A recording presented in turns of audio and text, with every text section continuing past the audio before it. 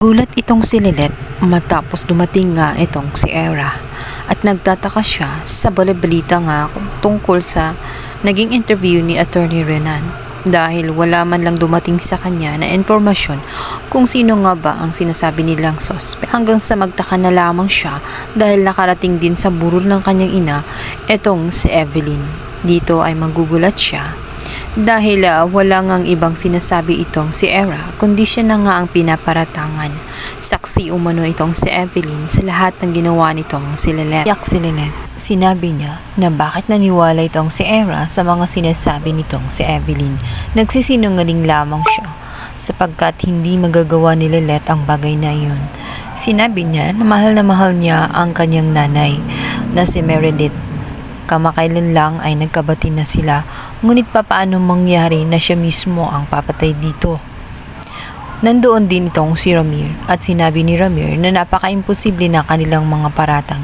Hindi kailanman magagawa ni Lilet ang ganong bagay. Wala na nga itong si Era at galit na galit dito kay Lilet. Sinabi niya na itinuring pa naman niya na at nagpakabait na siya dahil yun ang utos ng kanyang mati.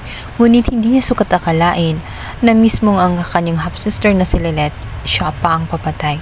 Kahit anong gawin umanong tanggi ni Lilet ay paano niya papaliwanag gayong nagsalita na nga itong si Evelyn. Hindi kasi nila alam na nabayaran nga itong si Evelyn itong si Patricia.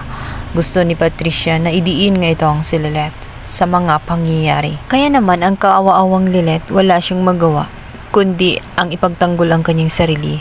Sinabi niya rito na magsasalita lamang siya sa oras na malibing na nga ang kanyang inang si Meredith. Dadalo lang umano siya ng libing. Subalit hindi na siya hahayaan na makalapit pa kay Meredith. Yun ang sabi ni Era. Wala na umano siyang karapatan.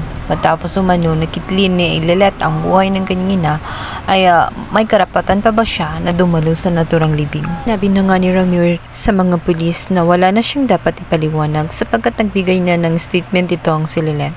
Ngunit si Lilet naman ay handang magsalita sa mga pulis kung yun ang kinakailangan sapagkat wala naman umano siyang tinatago. Ang lahat ay mga paratang lamang at natitiyak niya na malilinis din ang kanyang pangalan.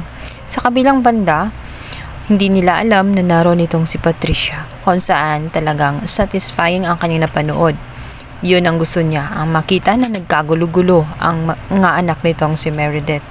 Masaya din siyang nakita na nabastos nga ang libing nitong si Meredith. Samantalang ang kanyang anak na si Trixie ay hindi na nga mapakali at hindi mapalagay. Talagang hinihila niya ang kanyang ina palabas sa naturang burol nitong si Meredith. Alam niya kasi dadala din ng gulo ang kanyang ina at ayaw niya na gumawa na naman ito ng eksena. Sinabi nito na umalis na lang sila dahil wala rin naman silang mapapala doon at hindi naman sila kasali. Ayaw nga sanang umalis nitong si Patricia dahil tuwang-tuwa siya sa kanyang mga napanood. Para siyang nanonood ng drama at satisfying kung saan ang kanyang mga tinuturing na kalaban ay sila din ang naglalaban. Yun ang gusto niyang makita. Magulo ang pamilya nitong si Meredith. Sa kabilang banda, nabunutan ng tinik itong si Lorena. Sa pag-akala nga niya na magsasalita na nga itong si Evelyn laban kay Ino ay iba sapagkat si Patricia nga ang naunang nagsalita dito at kinausap at binayaran siya para lamang madiin itong si Lilet.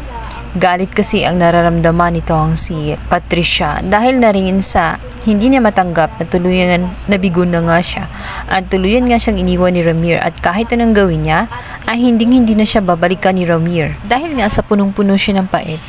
Gusto niya makaganti sa pamilya nga nitong si Meredith. Hindi niya hahayaan na maging masaya ito nang makita nga niya na magkabati na si Era at itong si Lilet ay galit na galit siya. Hindi niya matanggap na maging masaya na ang pamilya nitong si Meredith kung kaya't gagawa siya ng paraan na mawasak ito